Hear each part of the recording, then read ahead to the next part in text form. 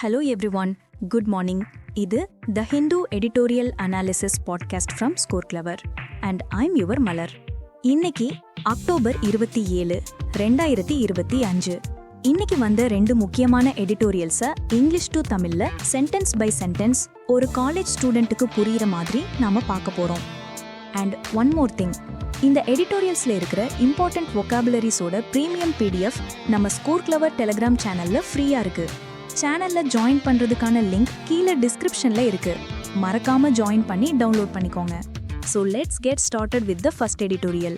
Title: hands off approach on the Rashtriya Vigyan Puraskar awards, அதாவது தலையிடாத அணுகுமுறை ராஷ்ட்ரிய விக்ஞான் புரஸ்கார் விருதுகளை பற்றி. Subtitle: scientists are the best judges of excellence in science, அதாவது அறிவியலில் சிறந்த விளங்குபவர்களை விஞ்ஞானிகள்தான் சிறந்த முறையில் தீர்மானிக்க முடியும். ஓகே, உள்ள போலாம். The government has announced a list of 24 individual scientists and a team as recipients of the second edition of the Rashtriya Vignan Puraskar Awards conferred by the Center for Scientific Achievement. அதாவது scientific அச்சீவ்மெண்ட்டுக்காக, அதாவது அறிவியல் சாதனைகளுக்காக மத்திய அரசால் வழங்கப்படும் ராஷ்ட்ரிய விக்ஞான் புரஸ்கார் விருதுகளோட 2வது எடிஷனுக்கு 24 தனிப்பட்ட விஞ்ஞானிகள் மற்றும் ஒரு குழுவோட லிஸ்ட்டை அரசாங்கம் அறிவிச்சிருக்கு. As in 2024, this year too has 4 broad categories: the Vignan Ratna, Vignan Shri, Vignan Yuva Santi Swarup Bhatnagar Award and Vignan Team Award. 2024ல இருந்த மாதிரியே இந்த வருஷமும் 4 பெரிய கேட்டகரிஸ் இருக்கு. அது என்னென்னா விக்ஞான் ரத்னா, விக்ஞான் ஸ்ரீ, விக்ஞான் யுவா சாந்தி ஸ்வரூப் பட்நாகர் அவார்ட், அப்புறம் Vigyan team award. The Vigyan Ratna and Vigyan Shri are for scientist who have made distinguished contributions over their lifetime and recent distinguished contributions respectively. இதுல விக்ஞான் ரத்னா மற்றும் விக்ஞான் ஸ்ரீ விருதுகள் விஞ்ஞானிகள் அவங்களோட வாழ்நாள் முழுவதும் செய்த சிறந்த பங்களிப்புகளுக்கும் மற்றும் சமீபத்தில் செய்த சிறந்த பங்களிப்புகளுக்கும் முறையே வழங்கப்படுது. The Yuva is for individuals under 45 and the final one for a team endeavor in technology development. இந்த யுவா அவார்ட் 45 வயசுக்கு குறைவானவங்களுக்கு, கடைசி அவார்ட் டெக்னாலஜி டெவலப்மெண்ட்ல, அதாவது தொழில்நுட்ப வளர்ச்சியில ஒரு குழுவா முயற்சி செஞ்சவங்களுக்கு கொடுக்கப்படுது. In theory, the total number of awards under all categories is capped at 56. Though this year there are fewer than the 33 awarded last year. கொள்கை அளவில் எல்லா கேட்டகரிஸ்லையும் சேர்த்து மொத்த விருதுகளின் எண்ணிக்கை 56ன்னு லிமிட் பண்ணிருக்காங்க. ஆனா போன வருஷம் 33 விருதுகள் கொடுத்தாங்க. இந்த வருஷம் அதை விட குறைவாதான் இருக்கு. The award announcement has been delayed by several months, but this could indicate greater scrutiny of potential awardees. இந்த விருது அறிவிப்பு பல மாசமா தாமதமாயிருக்கு. ஆனா இது விருது பெற வாய்ப்புள்ளவங்கள ரொம்ப தீவிரமா ஆய்வு செஞ்சிருக்கலாம் அப்படின்னு காட்டுது. ஸ்க்ரூட்டினா ரொம்ப உன்னிப்பா கவனிக்கிறது. It is important to note that, unlike earlier editions of National Science Awards, for instance the Santi Swarup Bhatnagar Awards, there is no cash component given for the RVP, to align with the spirit of the Padma Awards. இங்கே ஒரு முக்கியமான விஷயத்தை கவனிக்கணும். முன்னாடி இருந்த தேசிய அறிவியல் விருதுகள், உதாரணமா சாந்தி ஸ்வரூப் பட்நாகர் விருதுகள் மாதிரி இல்லாம இந்த ஆர்விபி விருதுக்கு எந்த பணப்பரிசும் கிடையாது. ஏன்னா இத பத்மா விருதுகளோட ஸ்பிரிட்டுக்கு ஏத்த மாதிரி கொண்டு வரணும்னு நினைக்கிறாங்க. பணம் இல்லாம வெறும் அவார்டு மட்டும் கொடுத்தா எப்படி? சும்மா ஒரு சால்வை, ஒரு மெடல், ஒரு ஹேண்ட்ஷேக். சயின்டிஸ்டோட உழைப்புக்கு இது போதுமா? But scrutiny is a double edged sword. ஆனா இந்த ஆய்வு பண்றதுங்கிறது ஒரு இருபக்க கத்தி மாதிரி. Last year it emerged that some scientists were polled about being recipients, only to be informed later that their names had been dropped. போன வருஷம் சில விஞ்ஞானிகள் கிட்ட நீங்க அவார்ட் வாங்குறீங்கன்னு சொல்லிட்டு அப்புறமா உங்க பேர் டிராப் ஆயிடுச்சுன்னு சொன்னதா ஒரு விஷயம் வெளியே வந்துச்சு. பாவம், அவங்க எவ்வளவு ஃபீல் பண்ணிருப்பாங்க. Several prominent scientists across India wrote to the office of the principal scientific advisor, demanding transparency in the process of award selection. India முழுவதிலும் உள்ள பல முக்கிய விஞ்ஞானிகள் பிரின்சிபல் சயின்டிஃபிக் அட்வைசர், அதாவது PSA அலுவலகத்துக்கு கடிதம் எழுதினாங்க. விருது தேர்வு முறையில வெளிப்படைத்தன்மை வேணும்னு கேட்டாங்க.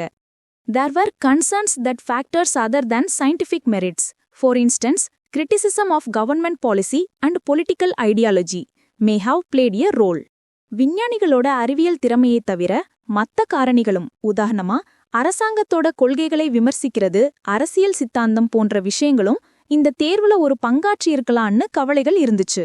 அதாவது நீங்க கவர்மெண்ட்ட கிரிட்டிசைஸ் பண்ணுனீங்கன்னா அவார்ட் லிஸ்ட்ல இருந்து உங்க பேர் காணாம போயிடும். What A coincidence. The PSA has not categorically responded to these demands, except to point out that the selection committee, called the Rashtriya Vigyan Puraskar Committee, chaired by the PSA, and which includes secretaries of ministries and members of scientific academies. இந்த PSA இந்த கோரிக்கைகளுக்கு உறுதியான எந்த பதிலும் சொல்லல. ஆனா ஒன்னொன்னு சொல்லிருக்காங்க. ராஷ்டிரிய விக்ஞான் புரஸ்கார் கமிட்டி, அதாவது தேர்வு குழுன்னு ஒன்னு இருக்கு. அந்த குழுவுக்கு PSA தான் தலைவர். அதுல அமைச்சக செயலாளர்கள், அறிவியல் கழக உறுப்பினர்கள்லாம் இருக்காங்க. அவங்க தான் விருது பெறுபவர்களை அறிவியல் மற்றும் தொழில்நுட்ப அமைச்சருக்கு பரிந்துரை செஞ்சாங்க அப்படின்னு மட்டும் சொல்லிருக்காங்க. It is not explicit whether the minister can overturn a recommendation made by the committee. அந்த கமிட்டி செஞ்ச ஒரு ரெக்கமெண்டேஷன், அதாவது பரிந்துரைய அமைச்சர் மாற்றி அமைக்க முடியுமா முடியாதான்னு வெளிப்படையா சொல்லப்படல. இங்கதான் சஸ்பென்ஸ் இருக்கு. The RVP awards were instituted after the Ministry of Home Affairs and heads of science departments concluded in 2022 that there were too many awards being given out by individual scientific departments, and hence necessary to trim them and raise their stature to national awards. 2022ல உள்துறை அமைச்சகமும் அறிவியல் துறைகளோட தலைவர்களும் ஒரு முடிவுக்கு வந்தாங்க. அது என்னன்னா, தனித்தனி அறிவியல் துறைகள் மூலமா அதிகமான விருதுகள் வழங்கப்படுது. அதனால அதை எல்லாம் குறைச்சு அதோட தகுதிய நேஷனல் அவார்ட்ஸ் அளவுக்கு உயர்த்தணும்னு நினைச்சாங்க. அதுக்கப்புறம் தான் இந்த RVP விருதுகள் கொண்டு வரப்பட்டது. While awards like the SSBA awards too were finalized in consultation with the science minister, the centralization and the explicit attempt to make the RVP Padma-like means that they appear far more politicized than they ought to be. SSBA விருதுகள் போன்றவையும் அறிவியல் அமைச்சரோட கலந்து பேசிதான் இறுதி செய்யப்பட்டாலும், இந்த RVP விருதுகளை centralise பண்றதும் இத பத்மா விருதுகள் மாதிரி ஆக்க முயற்சி செய்யறதும் இது இருக்க வேண்டியதை விட அதிகமா அரசியல் மயமாக்கப்பட்டதா தோணுது. If the aim of the RVP is to increase stature, the government must be seen to have an explicitly hands-off approach and let scientists judge the excellence of their peers. RVPயோட நோக்கம் அதோட தகுதியை உயர்த்துறது தான் அப்படின்னா, அரசாங்கம் இதுல வெளிப்படையா ஒரு ஹேண்ட்ஸ் ஆஃப், அதாவது தலையிடாத ஒரு அணுகுமுறைய கடைபிடிக்கணும். விஞ்ஞானிகளே அவங்களோட சக விஞ்ஞானிகளோட திறமைய மதிப்பிட அனுமதிக்கணும். அப்போதான் அதுக்கு ஒரு மரியாதை இருக்கு. ஆல்ரைட் கைஸ், ஒரு சின்ன பிரேக். நம்ம 2வது எடிட்டோரியலுக்கு போறதுக்கு முன்னாடி ஒரு சூப்பர் இம்பார்ட்டன்ட் விஷயம். UPSC, TNPSCன்னு எக்ஸாம்ஸ்க்கு ப்ரிப்பேர் பண்ற ஆஸ்பிரன்ஸுக்கு வொகாபுலரிஸ், இடியம்ஸ் அண்ட் ஃப்ரேசஸ்லாம் மனப்பாடம் பண்றது எவ்வளோ கஷ்டம்னு எனக்கு தெரியும். அதுக்காகவே நம்ம ஸ்கோர் கிளவர் டீம் ஒரு ஆப் டெவலப் பண்ணிருக்காங்க. கூகுள் பிளே ஸ்டோர்ல ஸ்கோர் கிளவர்னு சர்ச் பண்ணி டவுன்லோட் பண்ணுங்க. இதுல இருக்கிற யூனிக் லேர்னிங் டெக்னிக் மூலமா நீங்க ஒரு தடவை படிச்சா போதும், வாழ்க்கையில மறக்கவே மாட்டீங்க. அண்ட் இந்த மாதிரி நியூ பாட்காஸ்ட் இனிஷியேட்டிவ் எடுத்திருக்கோம். இது உங்களுக்கு பிடிச்சிருக்கா இல்லையா, என்ன இம்ப்ரூவ்மெண்ட்ஸ் பண்ணலான்னு மறக்காம கமெண்ட்ல சொல்லுங்க. இந்த மாதிரி ஒரு பாட்காஸ்ட் ரெடி பண்றதுக்கு நிறைய எஃபோர்ட் போடுறோம். ஸோ எங்களோட எஃபர்ட்டுக்கு சப்போர்ட் பண்ண மறக்காம லைக் பண்ணுங்க, உங்க ஃப்ரெண்ட்ஸ் கூட ஷேர் பண்ணுங்க, அண்ட் டெஃபினட்டா சப்ஸ்கிரைப் பண்ணுங்க. ஓகே, பிரேக் முடிஞ்சது. இப்போ அடுத்த எடிட்டோரியலுக்கு போலாம். இது பீகார் பாலிடிக்ஸ் பத்தின ஒரு சூடான topic. Title: clarity and confusion on the Bihar election preparations the rival friends. அதாவது தெளிவும் குழப்பமும் பீகார் தேர்தல் தயாரிப்புகள் மற்றும் போட்டி கூட்டணிகள் பற்றி. Subtitle: Both the National Democratic Alliance and the Mahagathbandhan are dealing with internal divisions. அதாவது தேசிய ஜனநாயக கூட்டணியும் சரி, மகாபந்தன் கூட்டணியும் சரி, ரெண்டுமே தங்களோட உட்கட்சி பூசல்களை சமாளித்துக் கொண்டிருக்கின்றன. Let's dive in. The principal rival friends in Bihar have finally announced incumbent Nitish Kumar and Tejashwi Yadav as their respective chief ministerial candidates after weeks of speculation and haggling. பீகார்ல இருக்கிற முக்கிய போட்டி கூட்டணிகள் பல வாரகால யூகங்களுக்கும் பேரம் பேசுதலுக்கும் பிறகு கடைசியா தற்போதைய முதல்வர் நிதிஷ் குமாரையும் தேஜஸ்வி யாதவையும் தங்களோட முதல்வர் வேட்பாளர்களா அறிவிச்சிருக்காங்க. The National Democratic Alliance (NDA) around the Bharatiya Janata Party (BJP), Janata Dal United (Axis), and the Mahabandhan or Grand Alliance around the Indian National Congress (Rashtriya Janata Dal (Axis) are caught in their internal games of one-upmanship. Bharatiya Janata கட்சி மற்றும் Janata Dal United அச்சாணியாக கொண்ட தேசிய ஜனநாயக கூட்டணி அதாவது என்டிஏவும் Indian national Congress Rashtriya Janata Dal அச்சாணியாக கொண்ட மகாபந்தன் கூட்டணியும் ரெண்டுமே தங்களுக்குள்ள யாரு பெரியவங்கன்னு காட்டுற விளையாட்டுல சிக்கியிருக்காங்க. The delay in the announcements by both the friends suggests that their chief ministerial candidates are more a result of compulsions than any convergence of minds. ரெண்டு கூட்டணிகளும் அறிவிப்புகளை வெளியிடுறதுல தாமதம் செஞ்சது என்ன காட்டுதுன்னா, அவங்களோட முதல்வர் வேட்பாளர்கள் ஒருமித்த கருத்தோட முடிவு பண்ணல, ஏதோ கட்டாயத்தினால தான் அறிவிச்சிருக்காங்கன்னு தெரியுது. The BJP had clearly indicated in recent weeks that the choice of chief minister would remain open before it made a turnaround to endorse Mr. Kumar for yet another term. சமீபத்திய வாரங்கள்ல பிஜேபி முதலமைச்சர் யாருங்கிற தேர்வு ஓப்பனா இருக்குன்னு தெளிவா சொல்லியிருந்தாங்க. ஆனா திடீர்னு ஒரு டர்ன் அரவுண்ட் அடிச்சு நிதிஷ்குமாரையே இன்னொரு முறைக்கு என்டோர்ஸ் பண்ணிருக்காங்க. பாலிடிக்ஸ்ல இதெல்லாம் சகஜம் அப்பா. The BJP is the bigger party in the outgoing assembly, though Mr. Kumar is the chief minister. இப்போ இருக்கிற சட்டமன்றத்துல பிஜேபி தான் பெரிய கட்சி, ஆனா நிதிஷ்குமார் தான் முதலமைச்சரா இருக்காரு. The Saffron Party sees an opportunity now to claim the top post, given the evidence slowing down of Mr. Kumar, who was 74. 74 வயசான நிதிஷ்குமார் கொஞ்சம் ஸ்லோ ஆயிட்டாருங்கிறது நல்லா தெரியுது. அதனால இந்த காவி கட்சி அதாவது பிஜேபி இப்போ டாப் போஸ்ட் அதாவது முதல்வர் பதவியை கைப்பற்ற இதுதான் சரியான சான்ஸ்னு பாக்குது. The Lok Janshakti Party, LJP, another NDA constituent is also hostile to Mr. Kumar. NDA கூட்டணியில இருக்கிற இன்னொரு கட்சியான லோக் ஜன்சக்தி கட்சியும் நிதிஷ்குமாருக்கு விரோதமாக தான் இருக்கு. As it turned out, the BJP concluded that growing public perception that Mr. Kumar may get replaced was damaging the NDA's prospects.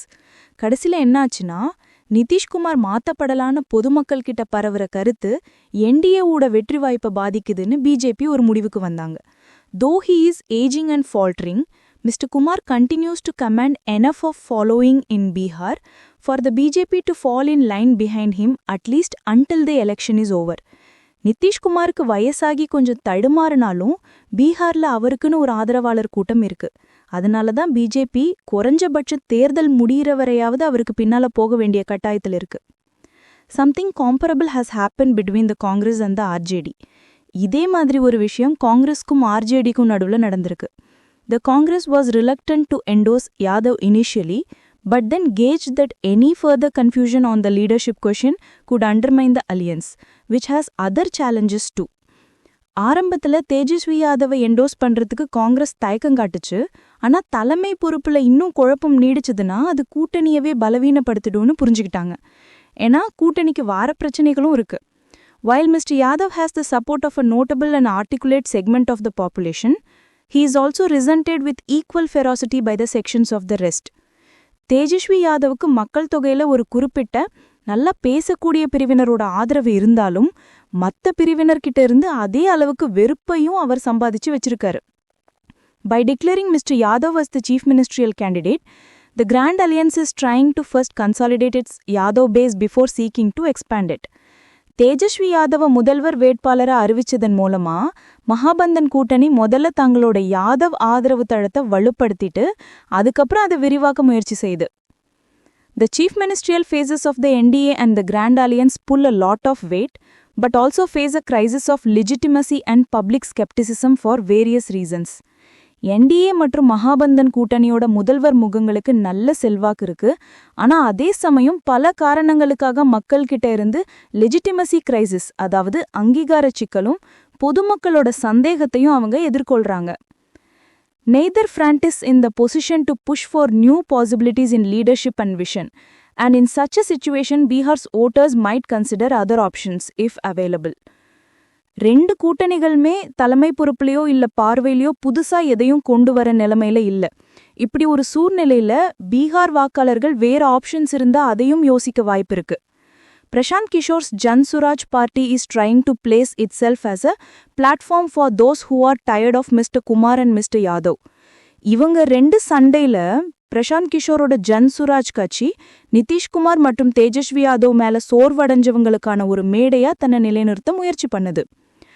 It is still a long shot for Mr. Kishore, but the confusion and delay before the tentative clarity suggests that all is not well in the other two alliances. Prashanth கிஷோருக்கு இது இன்னும் ஒரு long shot தான், அதாவது ஜெயிக்கிறதுக்கு வாய்ப்பு ரொம்ப கம்மி. ஆனா இந்த தற்காலிக தெளிவுக்கு முன்னாடி இருந்த குழப்பமும் தாமதமும் மற்ற 2 கூட்டணிகள்லயும் எல்லாம் சரியில்லைங்கிறத காட்டுது. ஸோ இன்னைக்கு ஒரு பக்கம் சயின்ஸ் அவார்ட்ஸ்ல நடக்கிற பாலிடிக்ஸை பத்தியும் இன்னொரு பக்கம் பீகார் பாலிடிக்ஸ்ல இருக்கிற குழப்பத்தை பத்தியும் பார்த்தோம். ரியலி இன்ட்ரெஸ்டிங் இல்லையா? And we are at the end of our session. But wait, ஒரு எக்ஸைட்டிங் அனௌன்ஸ்மெண்ட் இருக்கு. டெய்லி நம்ம ஸ்கோர் கிளவர் டெலகிராம் சேனல்ல இன்னைக்கு நம்ம பார்த்த எடிட்டோரியல் வெக்காபுலரிஸ்ல இருந்து ஒரு குவிஸ் நடக்கும். த எடிட்டோரியல் vocab லீக். டெய்லி சாயங்காலம் 7 மணிக்கு லைவ் குவிஸ். இது எடிட்டோரியல் வெக்காபுலரிக்கான IPL மாதிரி. மாசம் மாசம் லீக் நடக்கும், ஸ்கோர்ஸ் அப்டேட் ஆகும், அண்ட் டாப் பர்ஃபார்மர்ஸ்க்கு ரிவார்ட்ஸும் உண்டு. ஸோ உங்களோட வெக்காப் ஸ்கில்ஸை டெஸ்ட் பண்ணி ஃபன் வேலை கற்றுக்க லிட்டில் காம்படிட்டிவ் ஸ்பிரிட்டோட படிக்க உடனே நம்ம டெலகிராம் சேனலில் ஜாயின் பண்ணுங்க. Join the vocab league. Link is in the description. This is your Malar from Score Clever signing off. Catch you tomorrow with 2 new editorials. Bye bye. Take care.